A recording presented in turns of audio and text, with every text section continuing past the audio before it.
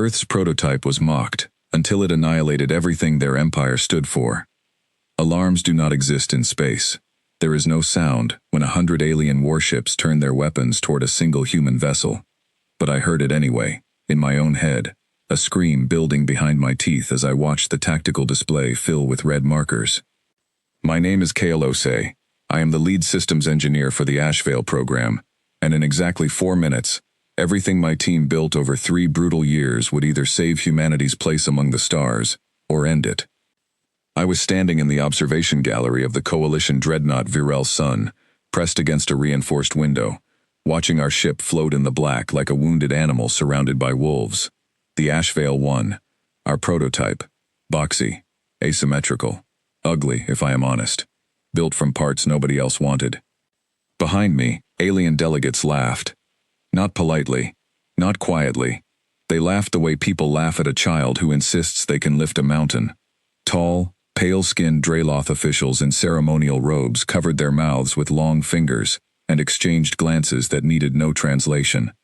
A Varan trade minister beside me actually clapped, slow and mocking, 3 times. "This is your answer to 1,000 years of galactic engineering?"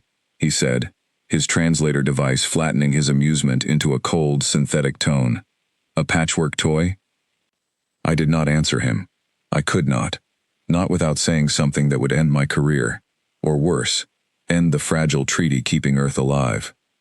3 years ago, humanity was granted what the Coalition called provisional membership, a polite word for probation. We were given outdated specifications, decommissioned parts, and told to prove ourselves worthy of real technology. It was never meant to be possible. It was meant to be humiliating. They expected us to fail quietly, and accept our place at the bottom of their hierarchy forever. They had no idea what quiet desperation could build. The HFY 1 was not elegant, it was not beautiful, but it was ours, built from every piece of rejected technology the Coalition had ever thrown away, technology they considered too primitive, too crude, too human to matter. We took their garbage and we made it breathe. Today was supposed to be a demonstration, a public test, broadcast to every member species in the Coalition, pitting our prototype against a single decommissioned combat drone, an old model, retired. Harmless, by their standards. A formality before they revoked our provisional status and sent Earth back into the dark, alone. I felt my communicator vibrate against my wrist. A private channel, encrypted, routed directly from Earth Command. I glanced down, careful not to let the delegates around me see my face change. 2 words. Show them. My hands were shaking, but not from fear. Not anymore. Something else had replaced the fear, somewhere between the laughter and that message. Something quieter and much more dangerous. "Test sequence beginning in 60 seconds, announced the Coalition arbiter, a broad-shouldered Kesh official whose voice carried genuine boredom, as if this were a formality he wanted finished so he could return to more important matters. "Human vessel HFY 1, confirm operational status." On the tactical display, a small green light blinked beside our ship's designation. My headset crackled. "HFY 1, this is your pilot," came a familiar voice, calm and steady, despite everything. Nadia Okoro, 29 years old, the best combat instincts I had ever seen, and the only person on Earth I trusted enough to fly a ship this unfinished into a fight this important. "Systems green across the board, Kale. She's ready if you are." "I've been ready for 3 years, I said quietly, watching the drone power up on the display, its outline sharp and clean, textbook perfect, everything the Coalition valued. "Then let's give them a show," Nadia said, and I could hear the small smile in her voice. Around me, the delegates settled into their seats, murmuring, some already composing what I imagined were mocking commentary for their home broadcasts. A Draloth minister leaned toward a colleague and whispered something that made them both smile with obvious cruelty. I had spent 3 years defending this program to skeptical generals, doubtful politicians, and engineers who quietly suggested we were wasting resources on something doomed to fail. I had spent sleepless nights arguing that adaptation mattered more than elegance, that a ship which learned mid-battle was worth more than a ship built to a rigid, predictable doctrine, no matter how polished that doctrine looked on paper. Nobody outside our small team believed me. Not really, not until now. The countdown reached its final seconds. On the display, the drone's weapon systems came online, a clean burst of orange light rippling across its hull. The HFY 1 sat motionless beside it, dark and quiet, almost passive by comparison. "They think it's already over," murmured a voice beside me. I turned to see a young coalition engineer, one of the few who had worked alongside our team during the early integration phase. His name was Ithran, and unlike most of his colleagues, he had never once laughed at us. "They think your ship is going to freeze the moment real combat begins." "Let them think that," I said. Ithran studied me for a long moment, his large dark eyes unreadable. "You built something they cannot categorize," he said quietly. "That frightens people more than they will ever admit." Before I could respond, the Arbiter's voice rang out across the gallery. "Sequence initiated." The drone moved first, exactly as predicted, exactly as its perfect coalition programming demanded. A clean, direct approach, textbook aggression, the kind of attack pattern that had worked for 1,000 years against 1,000 different species, who all, eventually, learned to fear it. The HFY 1 did not move the way anyone expected. It didn't retreat. It didn't panic. It simply waited, gathering information, learning the drone's rhythm in real time, the way our engineers had designed it to, adapting faster than any coalition combat AI had ever needed to adapt, because no coalition combat AI had ever faced an opponent quite like us. The delegates' laughter faded into silence. I pressed my palm against the cold glass, watching 3 years of sacrifice unfold in the dark, and for the first time since this program began, I let myself believe we might actually win. Somewhere behind me, the Varan minister who had clapped so mockingly moments earlier leaned forward in his seat, his amusement gone, replaced by something that looked almost like unease. "Fire when ready, Nadia," I whispered, though she could not hear me, though the decision was already entirely hers. The drone closed the distance, weapons charging, confident, arrogant, exactly the way its creators had built it to be. And the HFY 1, our patchwork toy, our impossible prototype built from rejected scraps and stubborn human defiance, finally moved. 3 years earlier, I stood in a different room, one with no windows, no observers, and no laughter, just gray walls, humming machines, and a growing sense that we were about to attempt something impossible. The engineering bay beneath Nairobi Station smelled like burnt metal and recycled coffee. It was the smell of desperation dressed up as ambition. Around me stood the 7 people who would eventually become the HFY team, though back then, we were simply a group of engineers nobody expected much from, working with equipment nobody else wanted. "They gave us junk," said Owen Blake, our propulsion specialist, holding up a warped alien conduit that had clearly failed some coalition inspection decades earlier. "This isn't a gift, Kale. This is an insult, wrapped in diplomatic language." He was right, and I knew it. When the coalition granted Earth provisional membership, they did not hand us cutting-edge technology. They handed us decommissioned parts, obsolete blueprints, and components so old that most coalition engineers had probably never seen them outside a museum. It was meant to be a polite way of telling us we did not belong, without ever saying those words directly. "Then we don't build what they expect," I said, running my hand along a cracked alien processing core that had been discarded by 3 separate coalition member species before eventually landing in our hands. "We build something they've never had to think about before." Nadia Okoro, who at the time was still finishing advanced pilot training, leaned against a workbench with her arms crossed, watching the rest of us with the kind of skepticism that made her invaluable. "You want to build a warship out of parts even the coalition considers garbage," she said slowly. "That's the plan." "That's the plan," I confirmed. She studied me for a long moment before a small, dangerous smile crossed her face. "Good. I like plans nobody sane would agree to."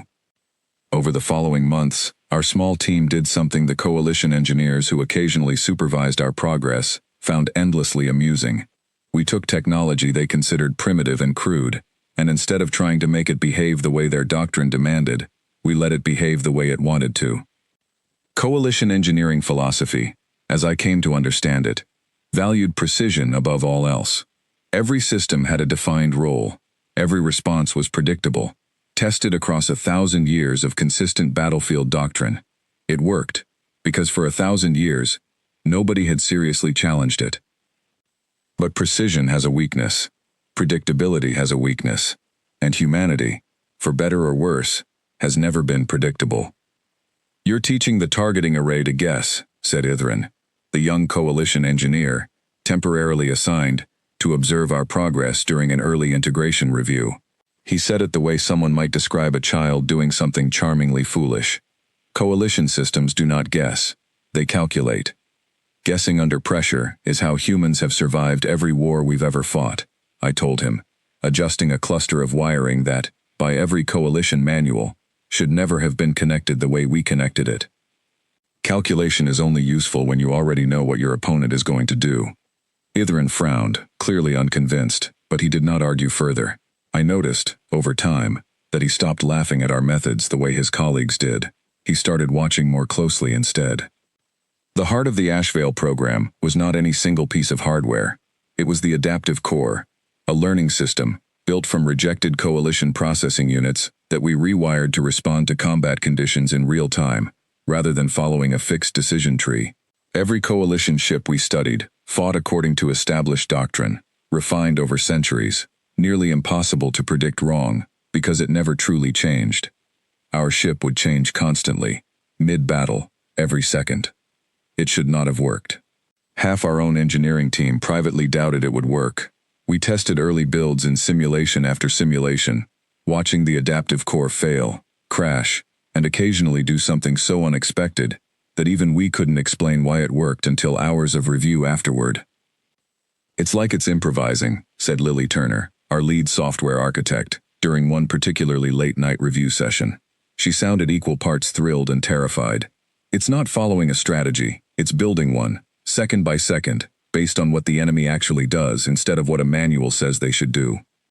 "That's the idea," I said, though even I was not entirely sure how far that idea would take us. Word of our unconventional methods eventually reached coalition oversight, and not in a way that helped us. During one inspection, a senior Draloth official toured our facility with an expression of thinly veiled disgust, examining our jury-rigged systems as though they physically offended him. "This is not engineering," he said, gesturing at a bundle of exposed wiring that Owen had insisted was perfectly safe, despite looking otherwise. "This is chaos wearing the appearance of a starship." "With respect," I said carefully, aware of how much rode on staying diplomatic. "Chaos is simply a pattern the coalition hasn't learned to recognize yet." He did not appreciate that answer. Neither did most of the officials who followed him through our facility over the coming weeks. Reports were filed. Concerns were raised. More than once, I received warnings that our provisional status could be revoked entirely if we did not abandon what one official called our reckless deviation from accepted engineering principles. We did not abandon it. Nadia, who by then had become our primary test pilot, spent countless hours in the cockpit simulator, learning to trust a ship that behaved less like a controlled machine and more like a living, adapting partner. She crashed more simulated versions of the Ashvale 1 than any of us cared to count, but each failure taught the adaptive core something new, and each lesson made the next attempt sharper. "It's starting to feel less like flying a ship," she told me one night, exhausted but unable to hide her excitement, "and more like fighting alongside something that actually understands me." That was the moment I knew we had built something the coalition had never encountered before. Not because our technology was more advanced. It wasn't. Every individual component inside the Ashvale 1 was, by coalition standards, decades behind their current fleet. But the way those components worked together, learning, adapting, refusing to follow a predictable pattern, was something no amount of advanced technology could easily counter. The final months before our official demonstration were the hardest. Funding nearly collapsed twice. Coalition oversight nearly canceled the program entirely after a testing accident damaged one of our secondary hulls, an incident several officials used as evidence that our methods were dangerously unstable. Only a quiet intervention from a handful of Earth diplomats, arguing that Earth deserved at least one real opportunity to prove itself, kept the program alive. Ithran, the young coalition engineer who had once questioned our methods, visited our facility one final time before the demonstration was scheduled. He walked slowly around the completed Ashvale 1, his expression unreadable, running his fingers along a hull built from mismatched plating that no coalition shipyard would ever have approved. "They are going to underestimate this," he said quietly. almost to himself. That's rather the point, I told him. He looked at me then, something close to respect flickering across his face. Most species spend their history trying to prove they belong at the top of a hierarchy someone else built, he said. Your species seems more interested in proving the hierarchy itself was never as solid as everyone assumed. I did not have a good answer for that, not then. I only knew that in a matter of weeks, everything we had built in secret, everything we had sacrificed, would be tested in front of an audience determined to see us fail. None of us slept well the night before departure. I remember standing alone in the empty engineering bay, running my hand along the Ashvale 1's hull one final time, feeling the quiet hum of its systems beneath my palm like a heartbeat. Don't let them be right about us, I whispered, though the ship could not hear me, though the words were really meant for myself.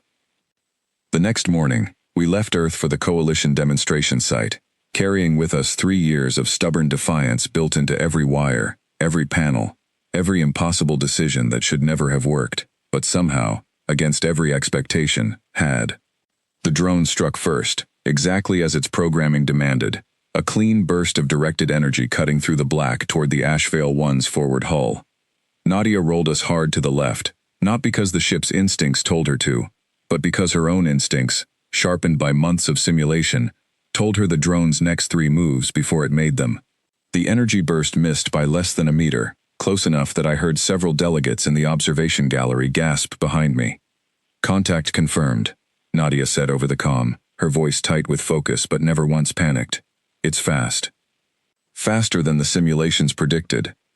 The adaptive core is already adjusting, Lily's voice cut in from mission control, her fingers likely flying across displays I couldn't see. Give it a few more exchanges, Nadia. It needs data before it can really start working. That was the terrifying part of our design, the part no coalition engineer would ever have approved.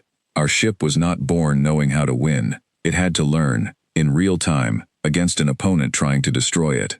Every second of hesitation was a second closer to failure. The drone circled wide, then dove in a sharp diagonal pattern, weapons cycling for a second strike. Nadia matched the movement almost perfectly, banking the Ashvale 1 into a tight spiral that put distance between us and the incoming fire, while our sensors drank in every detail of the drone's targeting rhythm.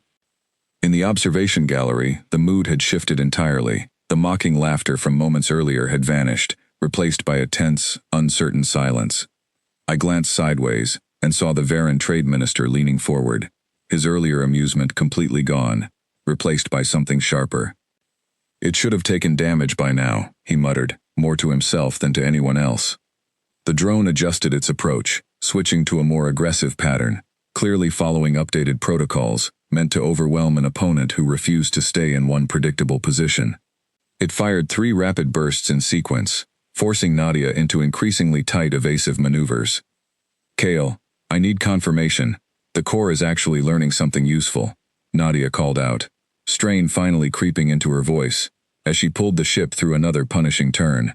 Because right now, it feels like we're just running. We are just running, I admitted, watching the data stream across my console back on the Virel Sun, numbers and patterns scrolling faster than the human eye could consciously track. But every maneuver that drone makes is teaching our core exactly how it thinks. Give it 30 more seconds. 30 seconds, in the middle of live combat, felt like an eternity. I understood why some of our own engineers back home had quietly doubted this approach would ever work outside a simulation. Watching it unfold in real space, with real stakes, with an entire audience of skeptical delegates waiting to see us fail, was an entirely different kind of pressure. The drone launched a 4th attack, faster and more coordinated than the last 3 combined, clearly escalating according to its programming's assessment that its opponent was struggling. It was, in a sense, correct. Nadia was struggling, physically pushing the ship's frame to its limits, sweat visible on her brow through the small camera feed relayed to mission control. But struggling was not the same as failing. There, Lily said suddenly, her voice sharp with excitement. Kale, look at the pattern. The core found it. I pulled up the tactical overlay and saw it immediately. A subtle gap in the drone's attack sequence. A fraction of a second delay between its 3rd and 4th weapon cycles that no coalition engineer had ever bothered eliminating. because no opponent in 1,000 years had ever needed to notice it. "Nadia," I said, keeping my voice as calm as I could manage despite the pounding in my chest. "The core just identified a weakness in its firing sequence. 0.3 seconds between cycles 3 and 4. It's small, but it's there." "Copy that," Nadia said, and I heard something shift in her tone, a return of the confidence that had carried her through every failed simulation until this exact moment became possible. "Let's see if it's enough." She let the drone close in, deliberately allowing the distance between the two ships to shrink in a way that must have looked, to any observer, like a fatal mistake. The delegates around me leaned forward, several of them clearly expecting the demonstration to finally end the way they had always assumed it would. The drone fired its third burst. Nadia rolled the HFY one directly into the narrow gap the adaptive core had identified, threading a path so precise it seemed almost impossible, positioning us perfectly for the exact moment the drone's systems would be forced into that quarter-second delay before its fourth cycle. For one suspended heartbeat, nothing happened. Then the HFY one's own weapons fired, not with overwhelming force, not with the kind of devastating power the Coalition might have expected from a serious threat, but with surgical precision, striking the drone's primary targeting array at the exact instant it was most vulnerable. The drone's aggressive movements stuttered, then slowed, its weapons cycling erratically as its damaged targeting systems struggled to compensate. It was not destroyed. That had never been the goal. It was disabled, cleanly, deliberately, its offensive capability neutralized without a single wasted shot. Silence fell across the observation gallery. I stood perfectly still, watching the tactical display confirm what my own eyes could barely believe. 3 years of mockery, of doubt, of quiet desperation, had led to this single moment, broadcast live to every member species of the Coalition, watching from their own worlds. "Disabled," Nadia's voice came through, quiet, almost disbelieving, despite having flown the entire engagement herself. "Kale, it's disabled. We did it." Behind me, the Varan trade minister who had clapped so mockingly at the start of the demonstration sat frozen in his seat, his mouth slightly open, the translator device on his collar, oddly silent for the first time since I had met him. The Coalition arbiter overseeing the demonstration cleared his throat, clearly attempting to regain some sense of composure in front of the assembled delegates. The human vessel has neutralized the target," he announced, his earlier boredom completely replaced by something closer to disbelief. Demonstration concluded. Ithrin, standing quietly near the back of the gallery, was the only person in the room who did not look surprised. When our eyes met across the crowded space, he gave me a small, respectful nod, the kind of acknowledgement that meant more to me in that moment than any of the shocked expressions surrounding him. I should have felt triumphant. In many ways I did. But standing there, watching alien officials whisper urgently to one another, watching expressions shift from mockery to something closer to alarm, I understood something else as well. We had not simply won a demonstration. We had shown an empire built on 1,000 years of predictable dominance that predictability itself could be defeated. And empires do not respond well to having their foundations questioned in front of an audience. The Draloth minister who had once called our engineering chaos wearing the appearance of a starship stood abruptly from his seat, his expression unreadable, and left the gallery without a single word. I did not know it yet, standing there in that tense, uncertain silence, but that quiet departure was not the end of anything. It was only the beginning of what the Coalition would try next. Nadia's voice crackled through my headset one final time, before Mission Control cut the primary channel. Her tone caught somewhere between exhaustion and disbelief. "Kale," she said quietly, "why does it feel like this isn't actually over?" I looked around the gallery at the tense, whispering delegates, at the empty seat where the Draloth minister had been sitting moments earlier, and felt a familiar cold weight settle in my chest. "Because it isn't," I said. "Not yet. They came for us within the hour." I was still in the observation gallery, watching technicians on the display below tow the disabled drone back toward a maintenance bay, when a Coalition security officer approached with 2 armed escorts and a tone that made it clear this was not a request. "Arbiter Solon requires your presence," the officer said, his translator flattening what I suspected was a far less polite phrase in his native language. "Immediately." I followed them through corridors lined with unfamiliar alien architecture, my mind racing through every possible reason for this sudden summons. Nadia's voice crackled quietly through my earpiece, having patched into a secure line the moment she noticed my location tracker moving somewhere unexpected. "Kale, talk to me. What's happening?" "I don't know yet," I admitted, keeping my voice low. "They're taking me to the Arbiter." "That's not standard procedure after a successful demonstration," Nadia said, and I could hear the tension building in her voice even through the static. "Standard procedure is congratulations and paperwork, not an armed escort." She was right, and I knew it. Something had shifted the moment that disabled drone confirmed, in front of every coalition member species watching, that Earth's prototype had done exactly what it was never supposed to be capable of doing. The Arbiter's private chamber was smaller than I expected, sparse and formal, dominated by a long table, where several officials I recognized from the observation gallery now sat waiting.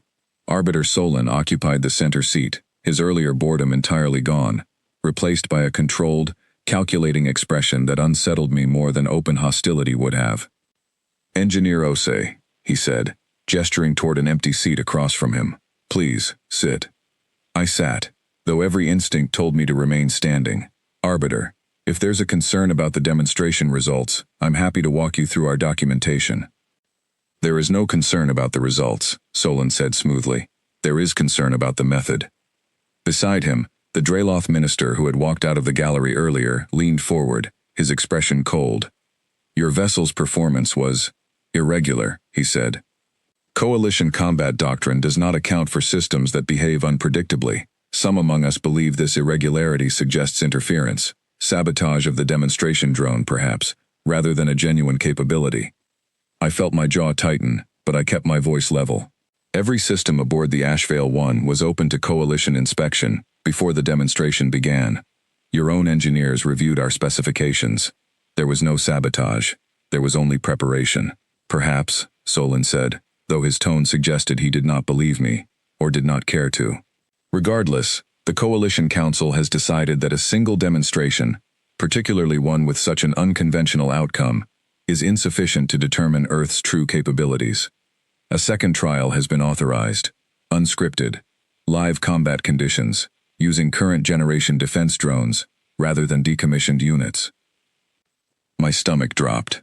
That's not what was agreed to. "Circumstances change," the Draloth minister said, and for the first time, I saw something almost satisfied in his expression. "Your vessel will face these conditions in 6 hours.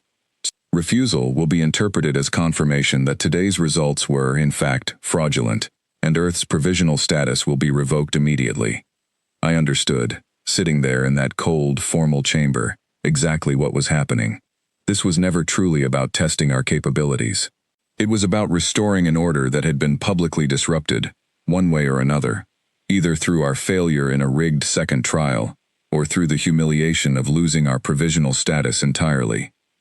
6 hours, I repeated quietly. 6 hours, Solon confirmed. I left that chamber with my hands clenched at my sides, my mind already racing through every possible way to prepare for a trial designed, quite deliberately, to make sure we could not win. Back aboard our own transport, Nadia met me at the airlock, her expression a mixture of anger and grim determination. 6 hours, she repeated after I explained everything. Against current generation drones, not decommissioned junk. That's not a trial, Kale. That's an execution with better lighting. I know, I said, already moving toward the engineering bay where Owen and Lily were waiting, having received a partial briefing through Nadia's earlier channel. There's something else, Owen said grimly, holding up a small data drive he had managed to acquire through a contact among the few sympathetic coalition engineers still willing to speak with us. Ithran got us this before he lost access to restricted systems. The drones assigned to this second trial aren't just current generation. They've been modified with countermeasures, specifically designed to disrupt adaptive learning systems. Someone anticipated exactly what our core does, and built something meant to blind it. I stared at the data scrolling across the screen, feeling the full weight of what we were facing settle over me. This was not a fair fight, and it was never meant to be one. The coalition had watched us win once, understood exactly what made that victory possible, and built a countermeasure specifically to ensure it could never happen again. If we go in there without a plan, Lily said quietly. The adaptive core will be blinded almost immediately. We'll be flying the equivalent of a standard ship against modern combat drones, with none of the advantages that made the first demonstration possible. Then we don't let it blind us, I said, an idea forming, even as I spoke the words aloud. The countermeasure is designed to disrupt learning patterns based on how our core processed data during the first demonstration, but that data is already public. Every coalition engineer watched exactly how our core adapted in real time. You want to change how it learns, Owen said slowly, understanding dawning in his eyes. Give it a second layer they haven't seen yet. Exactly, I said. We build a shadow protocol, something that only activates if the primary adaptive system detects active interference. It won't be as refined as what we used in the first trial. We don't have time for that. But it might be enough to keep us from flying blind. The next 6 hours passed in a blur of frantic, focused work, the kind of desperate collaboration that had defined our entire program from the very beginning. Nadia ran through updated simulations while Lily and Owen rewrote portions of our adaptive core's architecture, building in redundancies designed specifically to counter the exact interference patterns revealed in the data Ithrin had risked his position to obtain. I did not sleep. None of us did. When the 6 hours finally expired and coalition escorts arrived to guide the HFY 1 toward the coordinates for the second trial, I felt a strange, hollow calm settle over me, the kind that comes only after every possible preparation has been made, and nothing remains except the outcome itself. The trial site was different from the first demonstration, a wide-open expanse of space, marked by temporary observation platforms, where representatives from nearly every coalition member species had gathered, drawn by news of the unexpected first result, and eager to witness what many clearly expected to be a swift correction. HFY 1, confirm readiness, came the cold, formal voice of a coalition officer overseeing the second trial. Confirmed, Nadia replied, her voice steady despite the exhaustion I knew she must have been fighting. 3 modern combat drones emerged from a nearby platform, sleek and precise, nothing like the outdated model we had faced hours earlier. Even from a distance, I could see subtle modifications along their hulls, components that had not existed in any standard coalition combat drone before today. They're not even pretending this is a fair test, Nadia muttered over the comm. No, I agreed, they're not. The trial began without further warning. All 3 drones moved simultaneously, coordinated in a way that made it immediately clear this was never meant to be survivable under normal circumstances. Weapons fire filled the space around the HFY 1 within seconds, forcing Nadia into evasive maneuvers far more desperate than anything we had faced during the first demonstration. Core's reporting interference, Lily's voice cut through, urgent and sharp. The countermeasure is active, Kale. Primary adaptive functions are degrading fast. Activate the shadow protocol, I said immediately. For one agonizing moment, nothing happened. Then, gradually, I watched new data begin streaming across our displays, rougher and less refined than our original adaptive system, but functional, bypassing the interference just enough to give Nadia a fighting chance. I've got something, Nadia called out, her voice tight with focus. Not much, but something. She threaded the HFY 1 between 2 of the drones with barely a meter of clearance, drawing their fire into each other's flight paths, in a maneuver so precise it must have looked, to the watching delegates, like pure desperation, rather than calculated skill. One drone's shot clipped the wing of another, sending it spiraling briefly out of formation. That's one distraction, Nadia said. 2 more to go. The battle stretched on, brutal and unforgiving, each exchange pushing our shadow protocol to its limits, as it struggled to compensate for interference, specifically designed to prevent exactly this kind of adaptation. I watched our ship take damage, small but accumulating, warning lights flickering across Nadia's console feed. Kale, she said, strain evident in every word. I need something more than distraction. I need an actual advantage. I stared at the data streaming past me, searching desperately for the same kind of pattern our core had identified during the first trial, the small gap, the tiny weakness that had made victory possible before. And then I saw it, buried in the coordination between the 2 remaining drones, a shared communication delay between their targeting systems, a flaw introduced by the very modifications meant to counter us. The countermeasure itself is the weakness, I said suddenly, understanding flooding through me. The interference protocol requires constant communication between all 3 drones to stay synchronized. If you can force them out of formation completely, even briefly, that communication delay will leave a gap. How briefly is briefly? Nadia asked. I don't know, I admitted. Maybe half a second. That's going to have to be enough, Nadia said, and I heard the familiar confidence return to her voice, the same steady determination that had carried her through every failed simulation until it finally became success. She pushed the HFY 1 into a maneuver so aggressive it made my chest tighten watching the data stream past, forcing both remaining drones into a position where maintaining formation meant risking direct fire, while breaking formation meant losing their synchronized advantage entirely. For a fraction of a second, their coordination faltered. It was enough. The HFY 1's weapons fired twice in rapid succession, precise and controlled, despite everything working against us, striking both drones' communication arrays within moments of each other. Their aggressive movements stuttered, then slowed, their weapons falling silent, as their systems struggled without the coordination that had made them so dangerous. Silence fell across the trial site. I stood frozen, watching the tactical display confirm what felt almost impossible after everything we had just endured. 3 modern combat drones, modified specifically to defeat us, disabled not through overwhelming force, but through the same principle that had guided everything about the HFY program from its very beginning. Find the pattern nobody else thought to look for.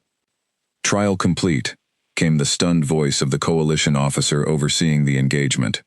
His earlier cold formality, completely replaced by something closer to disbelief. Across the comm channel, connecting our small team, I heard Owen let out a breath he had clearly been holding for the entire engagement. Kale, he said quietly, I think we just did the impossible twice in one day.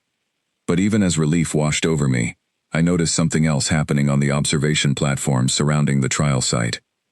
The broadcast feed, which had been transmitting the entire engagement live to coalition member worlds, had captured every detail of what those modified drones were actually capable of. Details that revealed, quite clearly, that this had never been an unscripted trial at all. It had been an ambush, and now every species watching knew it. The Draloth minister who had orchestrated the second trial would not be able to hide from that truth, not with an entire galaxy having witnessed it unfold in real time. The days following the second trial passed in a chaos I never could have predicted, even after everything our team had already survived. Word of the rigged countermeasures spread faster than any official statement could contain, carried through the same broadcast networks that had once been used to mock our provisional status. Delegates who had laughed at the HFY 1 only days earlier now found themselves fielding urgent questions from their own governments, questions about why a supposedly unscripted trial had featured drones modified specifically to defeat a single, still unproven species. I was summoned back to Arbiter Solin's chamber less than a day after the second trial concluded, though this time the atmosphere felt entirely different. Fewer officials sat at the long table. Arbiter Solin himself looked visibly exhausted, the calculating composure from our previous meeting replaced by something closer to genuine strain. The council has reviewed the full broadcast record, he said without preamble, once I had taken my seat. The modifications made to the trial drones have been confirmed as unauthorized deviations from standard demonstration protocol. Unauthorized, I repeated carefully, watching his expression for any sign of what that word actually meant in practice. The minister responsible has been removed from his position, Solin continued, his tone flat, professional, revealing nothing of his personal feelings on the matter. The Coalition Council extends its formal apology for the irregularities in your second trial. It was, I realized, as close to an admission of guilt as this ancient, proud institution was likely ever to offer. Not because they wanted to offer it, but because an entire galaxy had watched the truth unfold in real time, leaving them no other viable option. And Earth's provisional status? I asked. For the first time since I had met him, Arbiter Solin hesitated before answering. The Council has voted to elevate Earth to full membership status within the Coalition, he said finally, effective immediately. I sat in stunned silence for a moment, 3 years of sacrifice, doubt, and quiet desperation, crystallizing into a single sentence I had almost stopped believing I would ever hear. Full membership, not provisional, not probationary.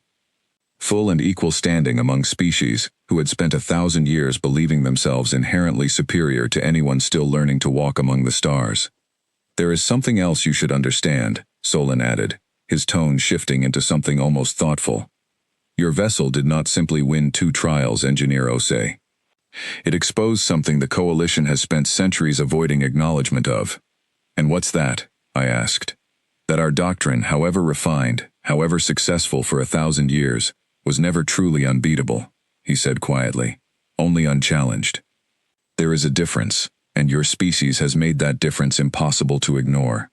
I left that chamber with a strange, hollow feeling settling in my chest, not quite triumph, not quite relief, but something more complicated. The recognition that we had not simply proven ourselves worthy of a seat at someone else's table. We had shown an entire galaxy that the table itself had never been as stable as everyone assumed. The following weeks brought changes none of us had fully anticipated. Species who had quietly endured centuries of coalition dominance, smaller worlds who had learned to accept their place near the bottom of an unspoken hierarchy, began reaching out to Earth directly, curious about the methods that had allowed a supposedly primitive, newly arrived species to challenge an institution nobody had seriously challenged in living memory. Ithrin visited our temporary quarters aboard the Varel Sun during one of the quieter moments in that chaotic stretch of days, finding me alone in a small workspace reviewing damage reports from the Ashvale 1's second trial.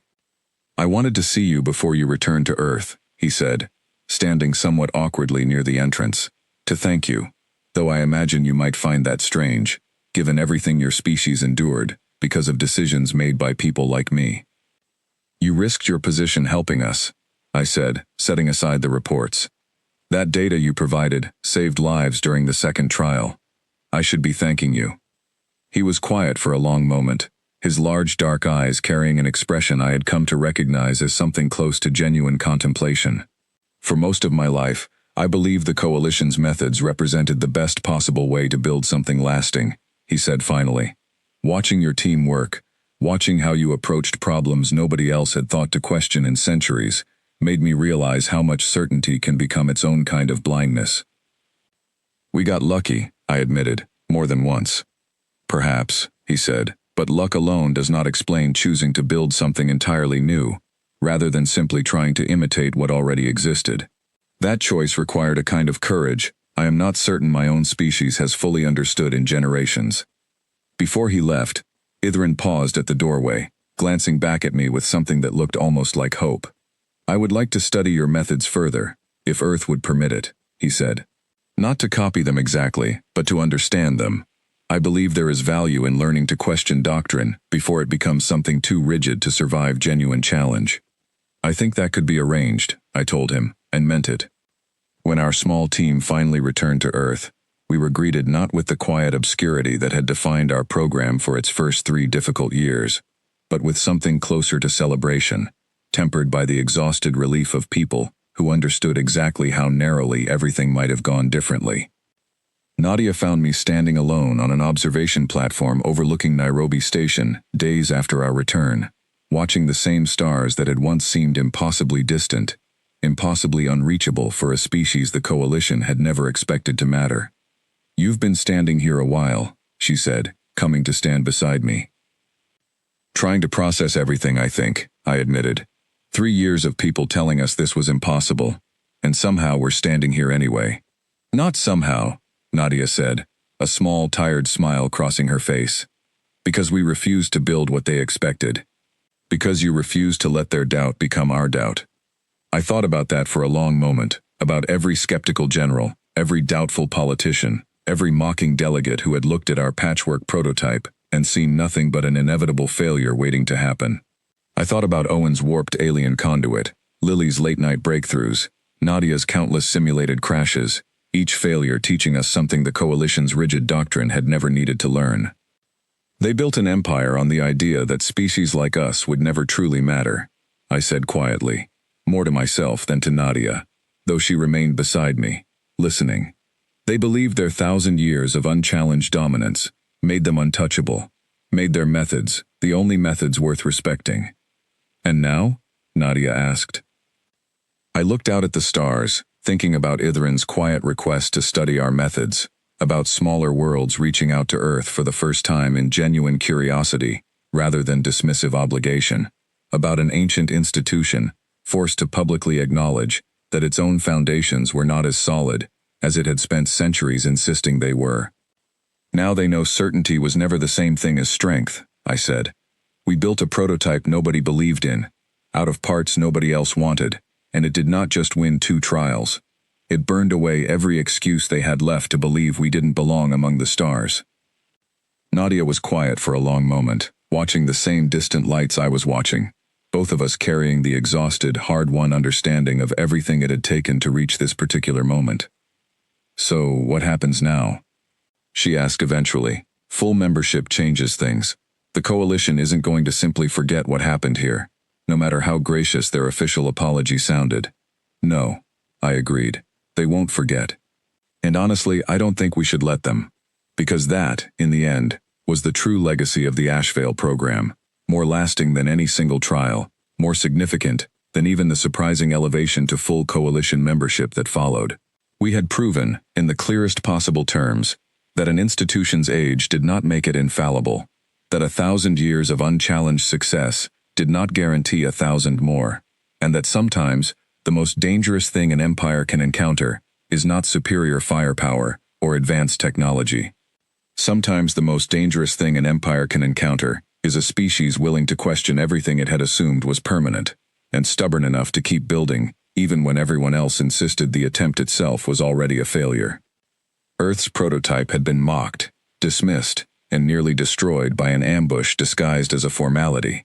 But in the end, it had done exactly what my 3-year-old message from Earth Command had demanded of us in that tense, uncertain moment before everything changed.